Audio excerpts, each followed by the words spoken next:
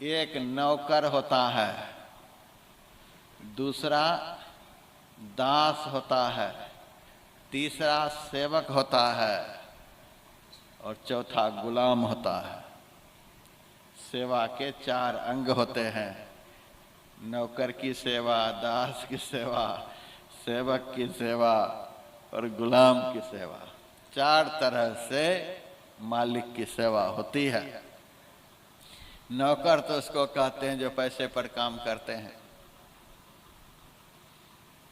पैसा देंगे तो काम करेंगे, नहीं तो चले जाएंगे। तो पैसे के लोभ से काम करे वह नौकर है। उसी तरह से बेटा के लोभ से, बेटी के लोभ से, फैक्ट्री के लोभ से और किसी लोभ से जो भजन करता है वह नौकर है।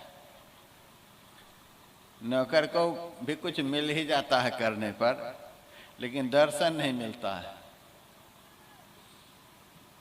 ध्यान का फल तो किसी भी तरह से आप एकाग्रता की ओर बढ़ेंगे, किसी भी तरह से नाम जपत मंगल दिशि दसहु, किसी भी तरह से मंत्र का जाप करेंगे आपका कल्याण होगा। बेटा मिल जाएगा, आप उसी में कल्याण मानते हैं तो हो जाएगा। आप नौकरी कर रहे हैं, भक्ति नहीं कर रहे। अब दूसरा होता है दास, जो कुछ आस लगा करके सेवा कर रहा है। आस क्या? कब मरी हैं गुरुदेव जी चढ़ो सिंहासन धाय, यह आस लगा करके बैठे। अभी हमारे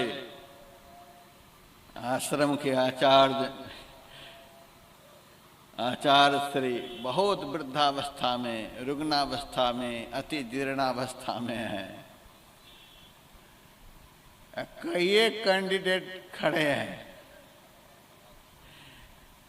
उस पद के लिए। जब बहुत रुग्ण हो जाते हैं, दिल्ली एम्स में भर्ती हो जाते हैं, तो सब कपड़ा रंगना शुरू कर देते हैं। यदि उधर ही रह गए तो फिर नंबर आ जाएगा। कपड़े सब रंग रुंग करके, सिला उला करके सब कई कैंडिडेट खड़े हैं। वो उधर ही चले जाएं तो जो जीतेंगे वो बैठेंगे, जो जीतेंगे तो बैठेंगे। और तब तक फोन आ जाता है कि बाबा स्वस्थ हो गए, तो कपड़ा को बक्सा में रख देते हैं। हे भगवान, ये शुभ कामना नहीं करते कि बाबा स्वस्थ हो जाएं, आचार्य श्री स्वस्थ हो जाएं, तो कपड़े सिलाने लग जाते हैं, कोई कपड़ा रंगना शुरू कर जाते हैं, कुछ जो है अपना विधायक वगैरह जुटाने लग जाते हैं। जो जीतेंगे सो देखेंगे। कब मरियाओ गुरुदेव जी चढ़ो सिंहासन धाय। जो सांसारिक भोग्य वस्तुओं की चाहनाओं को लेकर के सेवा करे, इस आस से जो सेवा करे वह दास है। इसीलिए तो तुलसीदास जी महाराज ने कहा, लाज न आवत दास कहावत। सांसारिक भोग्य वस्तुओं की आस मन में है और तू दास बनना चाहता है।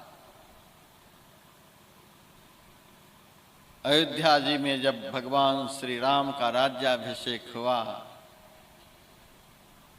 तो भगवान ने इस धरती पर का एक एक राज्य अपने सेवकों को बांटा।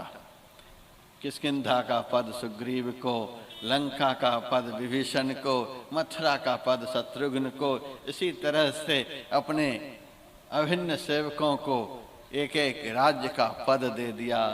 सबसे आखिर में हनुमान जी हैं। सीता जी बोली, सबको दिए चले जा रहे हो, तुम्हारा प्यारा बेटा सामने बैठा, उनको कुछ भी नहीं दिया।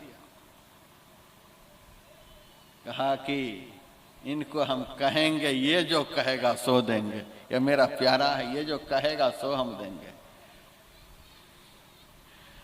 अब बेटा हनुमान तू बता, इन लोगों को तो हम अपनी इच्छा से देते चले गए, तू बता तू कहाँ का पद चाहता है?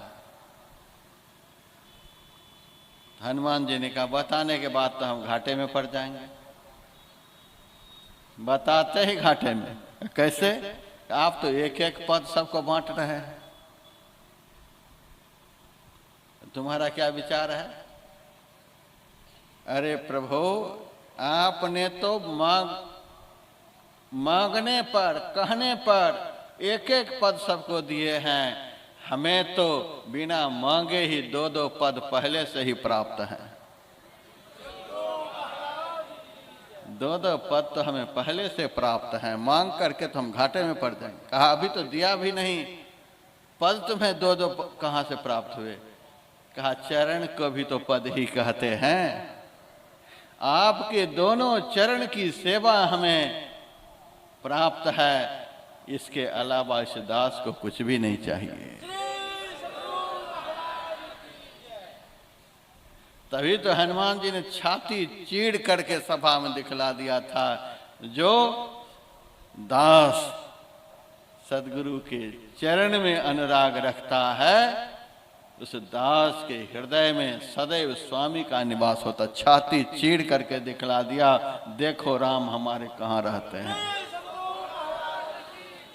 जो अन्य चीजों की आस लेकर के सेवा करे वह सेवक है। बहुत भाग